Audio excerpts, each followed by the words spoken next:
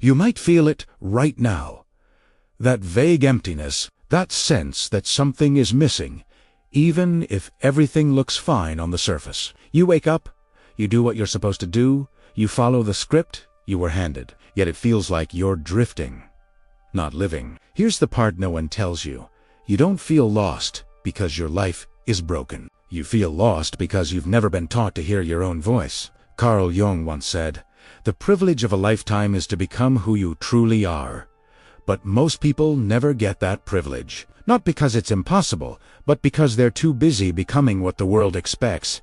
So listen closely, because if you understand the truth you're about to hear, you'll never see your life the same way again. Think about this for a moment. From childhood, you were trained to seek approval. Approval from parents, teachers, friends, society, even strangers. You learned what made people smile, what made them proud, what made them accept you. But here's the problem. Approval shape-shifts. Truth does not. And when you build your life on approval, you lose the ability to hear truth. Alan Watts once compared modern life to a game everyone plays, but no one remembers starting. We chase status, comfort, validation, all because others are doing the same. And we never stop to ask the only question that matters. Is this actually my life? Now ask yourself, when did you last make a decision because it was true to your soul, not because it was convenient, praised, or expected? Most people can't remember.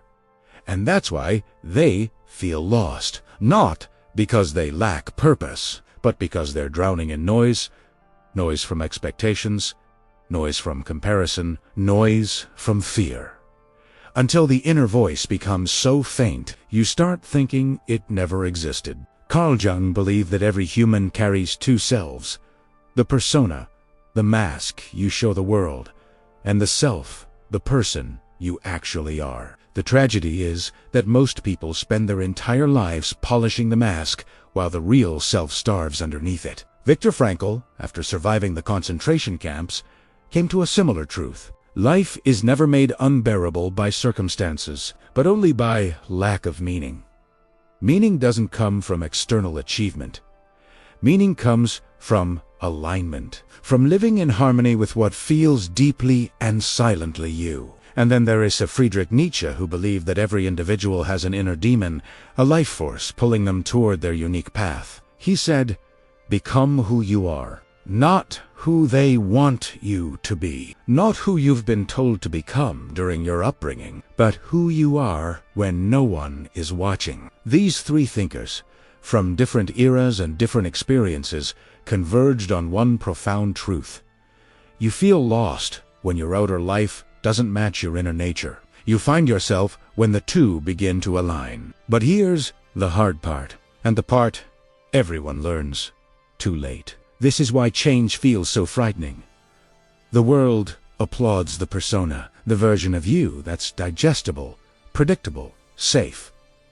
But your real self, creative, intuitive, curious, imperfect self, that part rarely receives applause. At least, not at first. Napoleon Hill wrote extensively about this. He said the greatest barrier to success was not lack of skill or opportunity, but conditioning internal programs installed from childhood that drive your behavior without your awareness. While Carl Jung believed these forces rise from the unconscious, Napoleon Hill saw them as environmental programming, but both agreed on the same conclusion. You cannot live freely while running on autopilot. Think about your life.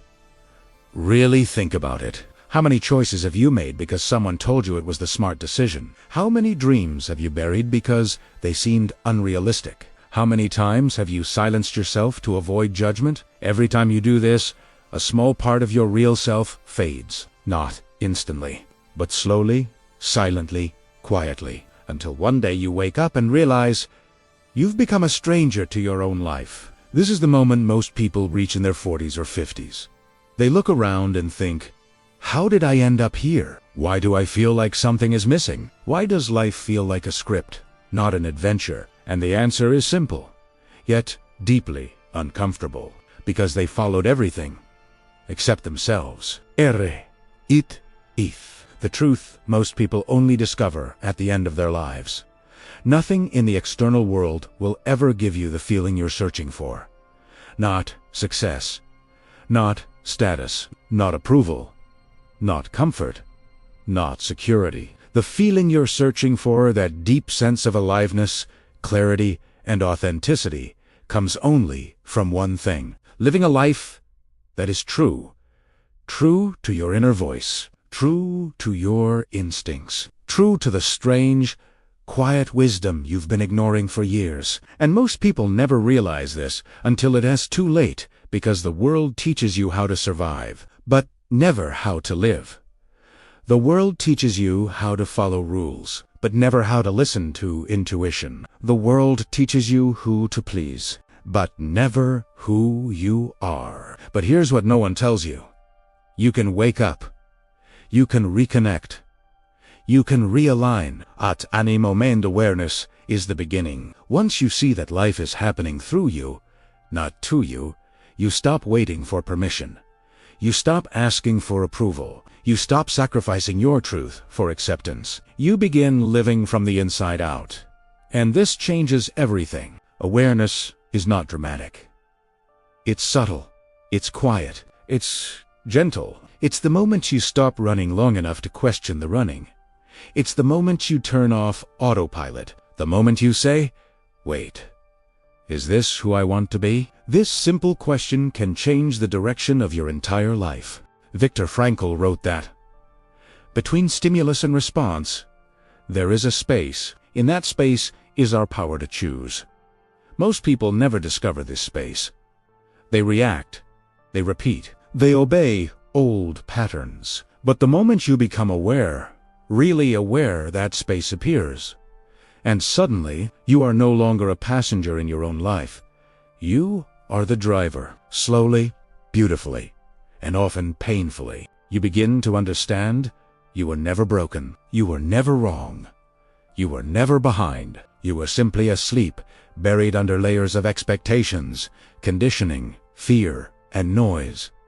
Your true self wasn't gone. It was just waiting. Waiting for a moment like this. Waiting for awareness.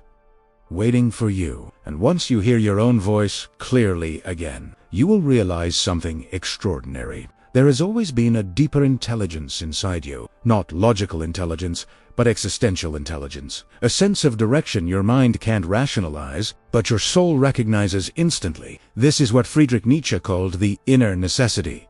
This is what Carl Jung called individuation. This is what Alan Watts called the law of your own nature. And what you've been calling wrong, lost, or broken has been your inner self, trying to bring you back home. Life becomes clearer once you learn this truth. You are not here to become someone else. You are here to remember who you already are. You are not late. You are not off track. You are simply awakening. And awakening takes time. Let the world chase the next moment. Let the world chase approval and recognition. You are learning to listen. The one truth everyone learns too late is finally in front of you. Your life has always been guiding you. You will hust didn't know how to hear it. Now you do. If this message spoke to you, subscribe to Becoming You and keep growing with us.